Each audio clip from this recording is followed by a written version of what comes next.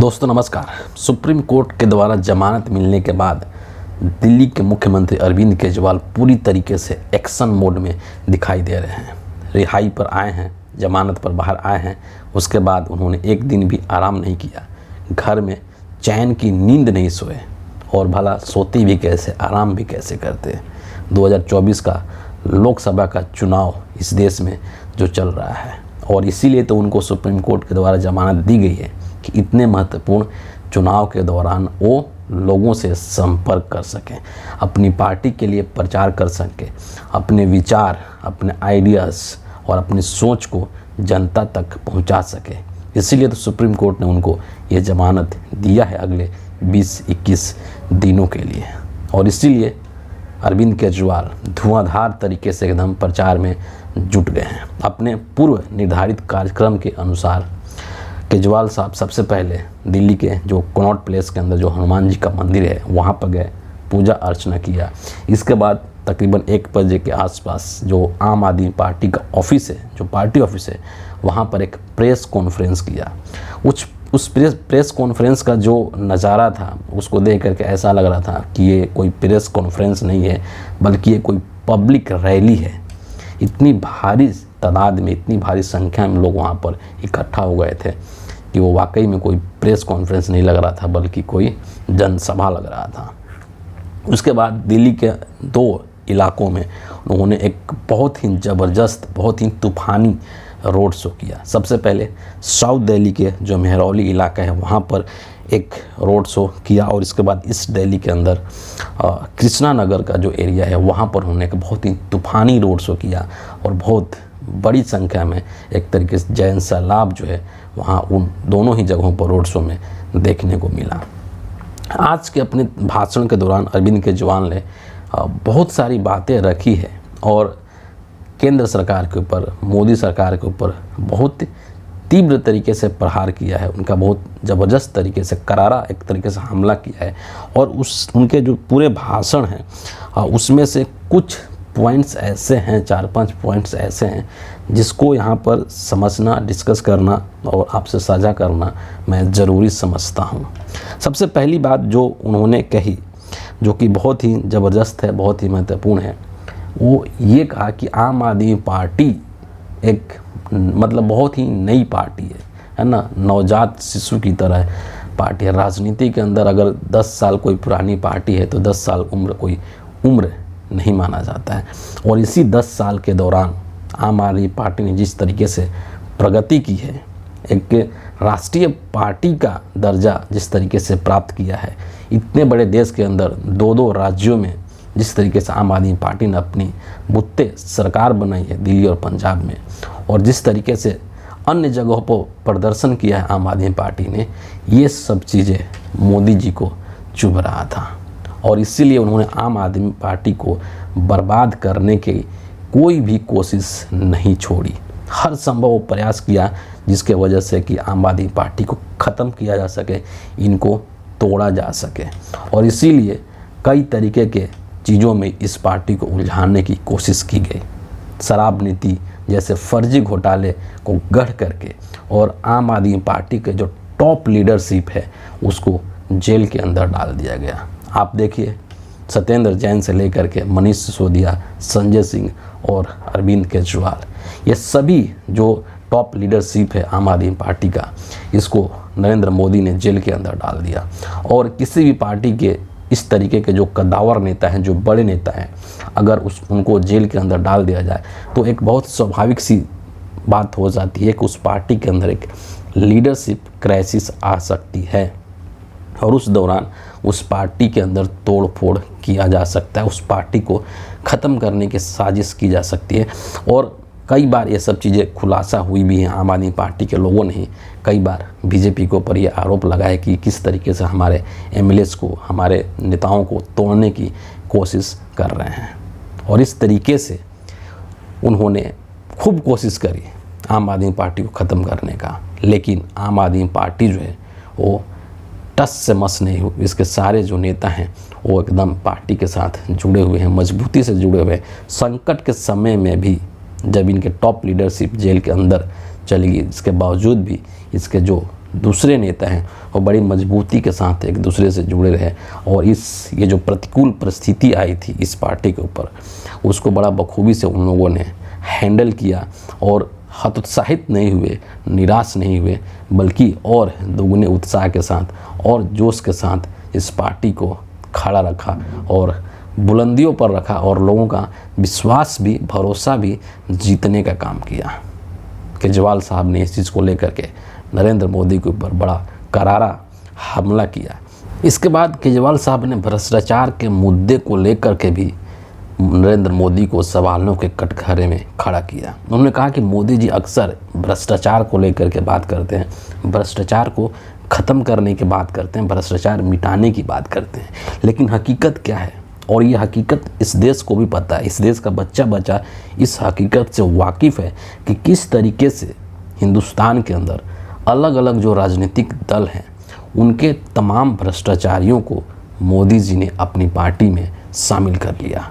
और जैसे ही बीजेपी में वो व्यक्ति शामिल हुए, उनके ऊपर चलने वाले जितने भी केसेस थे, उनके ऊपर चलने वाले जितने भी मामले थे, वो सब रफा दफा कर दिए गए, वो सब ठंडे बस्ते में डाल दिए गए। उनके पास ईडी के लोग नहीं जाते हैं, सीबीआई के लोग नहीं जाते हैं, इनकम टैक्स के लोग नहीं जाते हैं। और इस देश में ऐसे आपको कई सारे नेताओं के एग्जाम्पल्स मिल जाएंगे, चाहे हिमंता बिस्वा शर्मा हो, चाहे महाराष्ट्र के अंदर अजीत पवार हो, चाहे दुनिया शुभेंदु अधिकारी हो।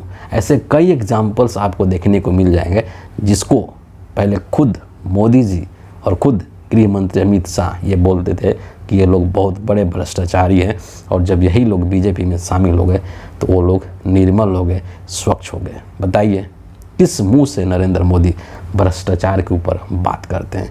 किस मुंह से नरेंद्र मोदी भ्रष्टाचार को ख़त्म करने की बात करते हैं? नैतिक तौर पर तो उनको ये बातें करनी ही नहीं चाहिए। क्यों? क्योंकि इस देश के अंदर जितने भी चोर हैं, जितने भी उचक्के हैं, जितने भी लफंगे हैं, उन सभी को मोदी जी ने भारतीय जनता पार्टी के अंदर जगह दे रखी है, उनको अपने पार्टी में मिला रखा है। तो नरेंद्र मोदी को नैतिक तौर पर भ्रष्टाचार के ऊपर बात करने का कोई हक नहीं है, उनको भ्रष्टाचार के ऊपर बात नहीं करनी चाहिए।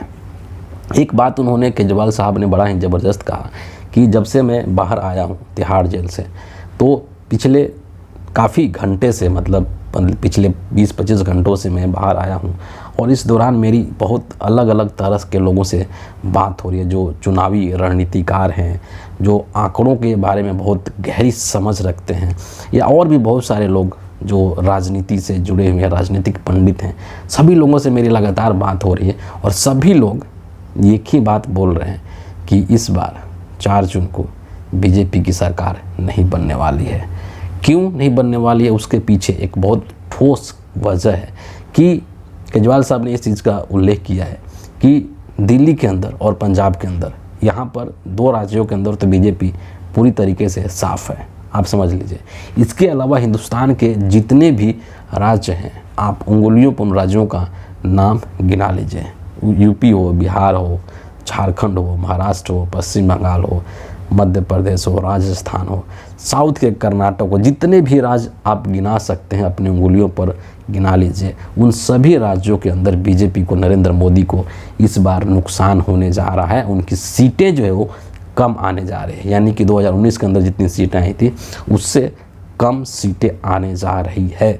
और इस तरीके से जो बीजेपी है वो 200 और 210 या 220 के आंकड़े के बीच में उलझ करके रह जाएगी। इनके पास बहुमत भी नहीं आने वाला है। तो जब बहुमत ही नहीं आएगा तो फिर कैसे इनकी 4 जून को सरकार बनेगी?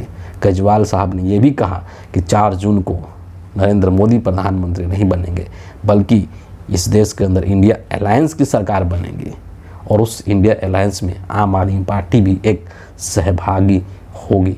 और जब इंडिया अलायंस की सरकार बनेगी तो दिल्ली को एक पूर्ण राज्य का दर्जा दिलवाने का काम किया जाएगा। बहुत ही बड़ा एक तरीके से उन्होंने ये घोषणा कर दिया, बहुत बड़ा एक तरीके से दावा कर दिया।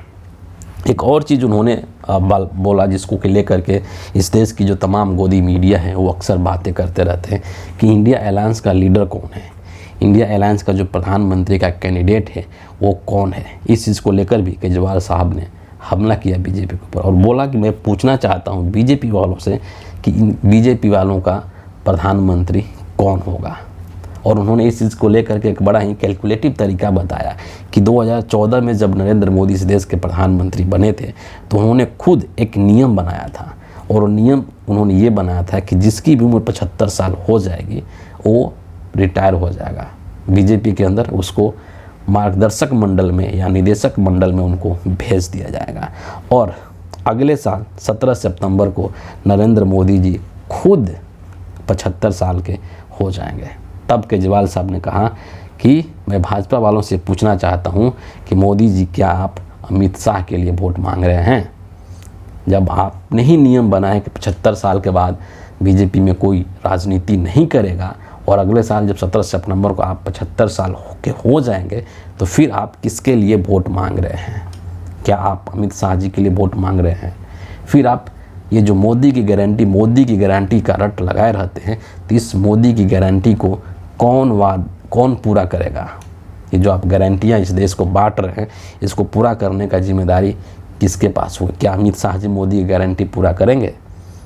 और इस तरीके से उन्होंने, केजरीवाल साहब ने नरेंद्र मोदी को एक तरीके से पूरी तरीके से अपने भाषण में, अपने बयान से एक तरीके से उनको जकड़ दिया कि और ये देश के सामने खोल करके रख दिया। और ये सही भी है क्योंकि मोदी जी ने ये रूल बनाया था, ये कानून बनाया था और बीजेपी के कितने नेताओं को इस कानून के तहत, इस नियम के तहत निदेशक मंडल में बैठा दिया, मार्गदर्शक मंडल के अंदर बैठा दिया।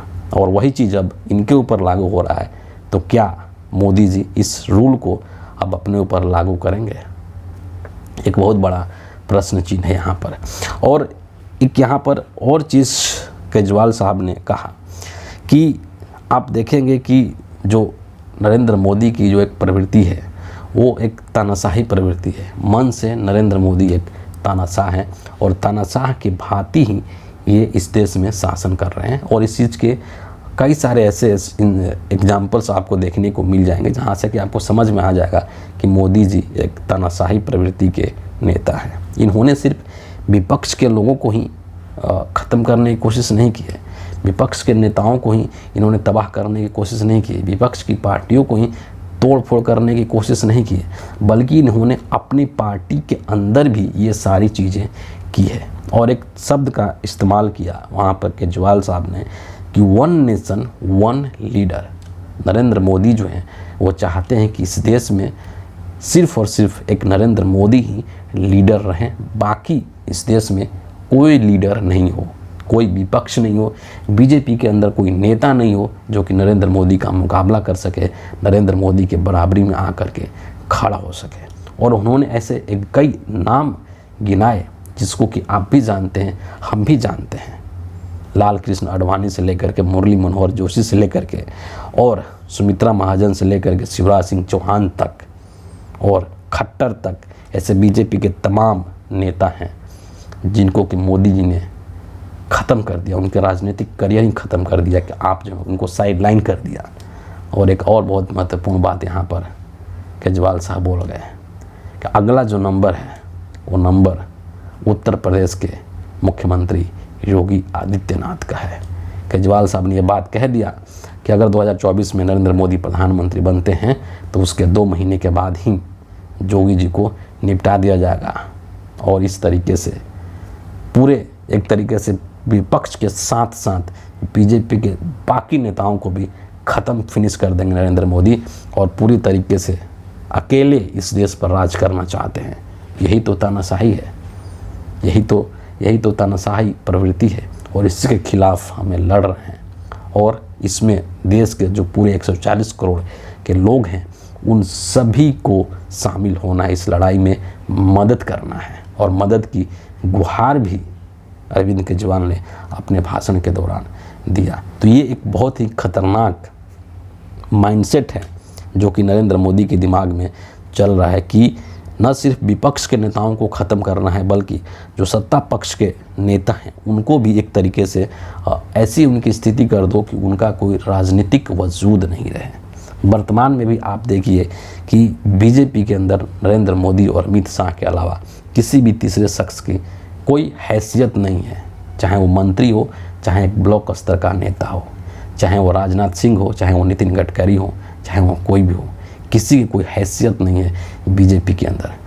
कोई अपनी मर्जी से एक सांस भी नहीं ले सकता है बिना अमित शाह और बिना नरेंद्र मोदी के परमिशन के। तो ये जो केजरीवाल साहब ने आरोप लगाया नरेंद्र मोदी के ऊपर, ये एक बहुत जेन्युइन बात है और इस चीज़ को ये पूरा जो देश है वो देख रहा है, वो समझ रहा है, वो एक्सपीरियंस कर रहा है। इसमें केजरीवाल साहब ने कोई नई बात नहीं कही है और इसी जो तानाशाही मानसिकता है नरेंद्र मोदी का, इसी मानसिकता से इस पूरे देश को लड़ना है। ये सिर्फ एक पार्टी का काम नहीं है, सिर्फ अरविंद केजरीवाल या फिर इंडिया अलायंस के जो बाकी लीडर्स हैं, जो बाकी पार्टियां हैं, सिर्फ उन्हीं का काम नहीं है, बल्कि इस पूरे देश के जो पूरी जनता है उन सबकी ये जिम्मेदारी है कि आपको इस देश के अंदर लोकतंत्र को बहाल रखना है, लोकतंत्र को बनाए रखना है। और यही इस देश की खूबसूरती है जहाँ पर इतनी विविधता है, विचारों की इतनी विविधता है, सबके अपने अपने राय हैं, उन सभी के लिए एक जगह मिलना चाहिए। ऐसा नहीं है कि सभी लोगों के राय को, सभी लोगों के जो उनके विचार हैं उन सभी को दरकिनार किया जाए और इस देश के ऊपर सिर्फ और सिर्फ एक व्यक्ति का हुकूमत चले, वो जैसा चाहे वैसा करे। ये चीज़ हिंदुस्तान के लिए नहीं है। हिंदुस्तान के जो कि दुनिया का सबसे बड़ा लोकतांत्रिक देश है, वहाँ पर इस तरीके की तानाशाही रवैये के लिए कोई जगह नहीं है। और इन तमाम मुद्दों पर उन्होंने केंद्र सरकार को, मोदी सरकार को सवालों के कटघरे में खड़ा किया और उन्होंने लोगों को ये विश्वास दिलाया कि मैं अगले 20-21 दिन के लिए जब मैं जेल से बाहर आया हूँ तो इस दौरान मैं देश के कोने कोने में जाऊँगा, हर राज्य में जाऊँगा और नरेंद्र मोदी की ये जो तानाशाही प्रवृत्ति है, ये जो तानाशाही मानसिकता है, इसके बारे में लोगों को अवगत कराऊँगा और लोगों को इससे लड़ने के लिए प्रेरित करूँगा और हमारे इस लड़ाई में लोग साथ दें, इसके लिए मैं सभी लोगों को प्रोत्साहित भी करूँगा। तो फिलहाल इस वीडियो के लिए इतना ही है। आप सभी का बहुत बहुत धन्यवाद।